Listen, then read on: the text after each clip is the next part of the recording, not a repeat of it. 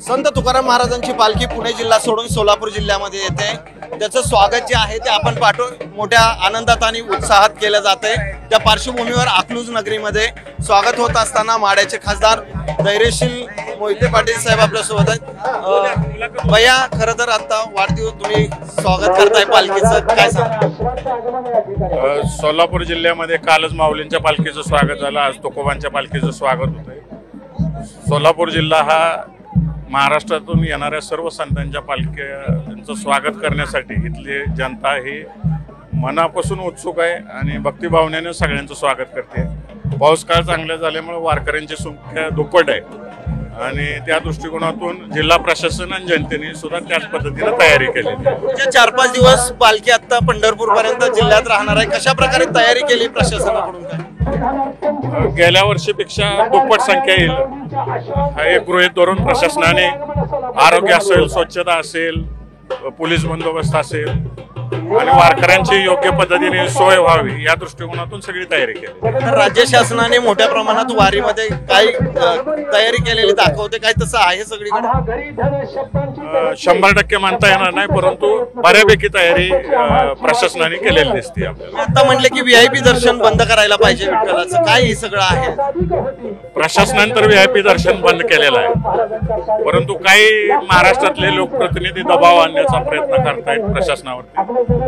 वारकऱ्यांचा उत्सव आहे, वारकऱ्यांचे दर्शन घ्यायची वेळ आहे, आपल्याला वर्ष पडलेलं आहे, वर्षात यावं आणि कधी पांडुरंगाचं दर्शन घ्यावं या काळात कोणी प्रयत्न करू नये। जे प्रशासनाने आखून दिले त्याचं पालन सर्व लोकप्रतिनिधींनी करावं। राज्य शासनाकडून अजून वारीसाठी काही अपेक्षा आहे?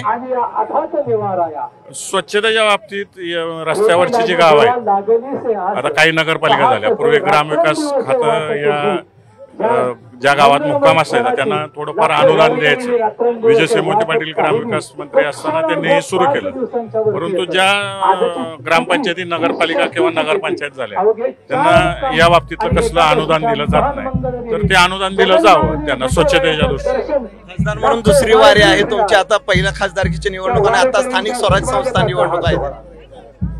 आता वारीचा उत्सव सगळा आपण साजरा करतोय आणि आमचा उत्सव येईल आता 4-5 महिन्यात, त्याची तयारी आमची चालू झालेली आहे आणि निश्चितच प्रत्येक इलेक्शन ज्या पद्धतीने लढलं जातं त्याच पद्धतीने आम्ही लढू। शेवटचा प्रश्न, विठ्ठलाकडे काय मागणी कराल? कारण प्रत्येक वर्षी सगळं होत असतं, मात्र आता काय अजून अपेक्षा आहे? विठ्ठलाकडे एवढीच मागणी आहे की पाऊस काळ चांगला होऊ दे, शेतकऱ्याची पिकं चांगली होऊ दे आणि त्यांना भाव सुद्धा चांगला मिळू दे, एवढीच इच्छा आहे माझी। 2 राष्ट्रवादी एकत्र येणार या सगळ्या चर्चा अजून आहेत, तुम्ही खासदार म्हणून काय कसं बघताय त्याच्याकडे? आदरणीय पवार साहेब आणि सुप्रियाताई या बाबतीत आम्हाला सगळ्यांना बोलवतील आणि मोहिते पाटील घराण्याची पद्धती राहिलेली की आम्ही कार्यकर्त्यांच्या मनातलं सगळं आढावा घेतो आणि ते पवार साहेबांच्या कानावर घालू आणि मग शेवटी सगळे बसून निर्णय घेतील। हिंदीच्या बाबतीत एक खासदार म्हणून तुम्ही दिल्लीमध्ये सगळे बघताय, काय हिंदीच्या बाबतीत भूमिका? मराठी आपली भाषा आहे आणि मराठीला प्रथम प्राधान्य दिलं गेलं पाहिजे।